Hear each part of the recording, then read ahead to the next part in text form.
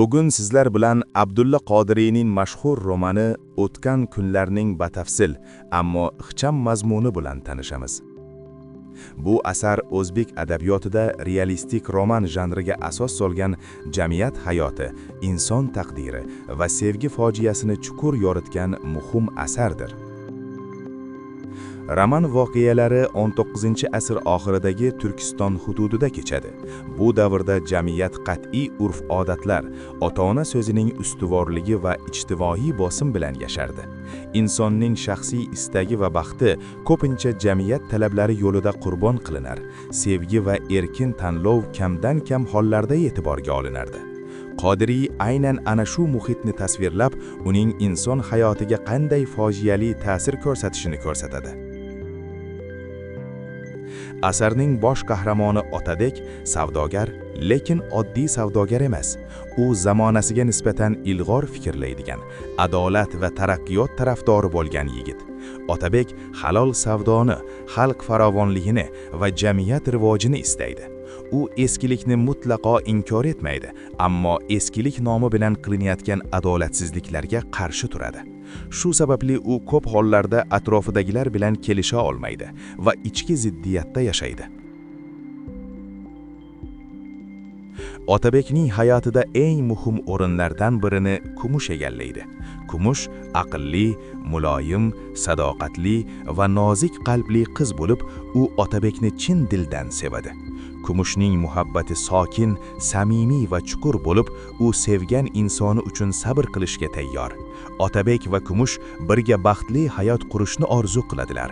Ularning muhabbati o'zaro ishonch va hurmatga asoslangan edi. Ammo bu sof muhabbat eski jamiyat qonunlariga to'qnash keladi. Otabekning ota-onasi va qarindoshlari urf-odatlarga qat'iy amal qiladilar. Ular uchun oila sha'ni, jamiyatdagi obro' va odamlar fikri hamma narsadan ustun turadi. Natijada Otabek ota-onasining bosimi ostida qolib, o'z xohishiga zid ravishda Zaynab ismli qizga uylanishga majbur bo'ladi. Bu nikoh sevgi asosida emas, balki jamiyat talabi asosida tuzilgan nikoh edi. Zaynab ham o'ziga xos taqdir egasi. U bu nikohdan chin baxt topmaydi, ammo Otabekning muhabbatini qozonishga harakat qiladi. Kumushning Otabek hayotidagi o'rni Zaynab qalbida rashk va hasad uyg'otadi. Dastlab bu hislar yashirin bo'lsa-da, vaqt o'tishi bilan kuchayib boradi. Oiladagi sokinlik asta-sekin yo'qolib boradi. Ichki ziddiyatlar avj oladi. Kumush Otabekning majburiy nikohini og'il qabul qiladi. U vaziyatni tushunishga, taqdiriga ko'nikishga harakat qiladi. Kumush hech kimga yomonlik qilmaydi, aksincha, oilada tinchlik bo'lishini istaydi. U o'z dardini ichiga yutib, sadoqat va sabr bilan yashaydi. Ammo uning muloyimligi va pokligi bu adolatsiz jamiyatda uni himoya qila olmaydi.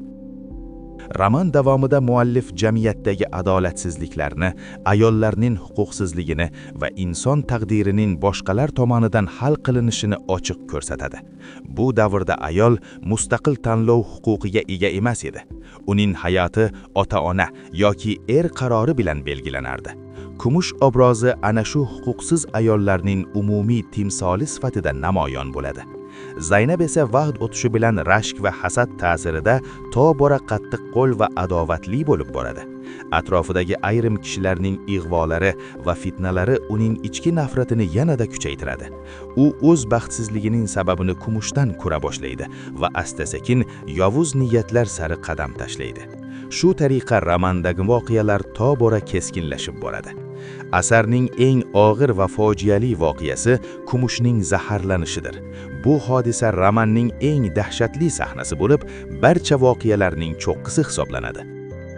Kumushning o'limi nafaqat Otabek va uning oilasi uchun, balki butun jamiyat uchun katta fojia sifatida namoyon bo'ladi. Chunki Kumush hech qanday aybi bo'lmagan holda adolatsiz urf-odatlar va insoniy zaifliklar qurboniga aylanadi. Kumushning vafotidan so'ng Otabek chuqur iztirobga tushadi. U sevgan insonini yo'qotadi va o'zini aybdor his qiladi. Otabek jamiyatning qattiq qonunlari oldida ojiz qolganini, sevgi va adolatni himoya qila olmaganini anglaydi. Uning orzulari, kelajak haqidagi rejalari va umidlari barbod bo'ladi. Hayot endi uning uchun avvalgidek ma'noga ega bo'lmaydi. Roman yakunida muallif o'quvchini chuqur mulohazaga chorlaydi.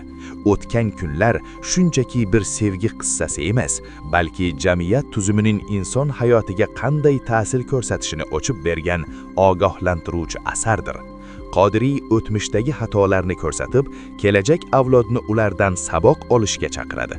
Asar orqali muallif shuni ta'kidlaydiki, agar jamiyatda inson baxti, sevgi va erkin tanlov qadrlanmasa, bunday fojialar yana va yana takrorlanaveradi. Shu bois o'tgan kunlar nafaqat tarixiy roman, balki bugungi kun uchun ham dolzarb bo'lgan asardir. Bu roman o'quvchini o'ylashga, jamiyat va inson o'rtasidagi murakkab munosabatlarni qayta ko'rib chiqishga undaydi.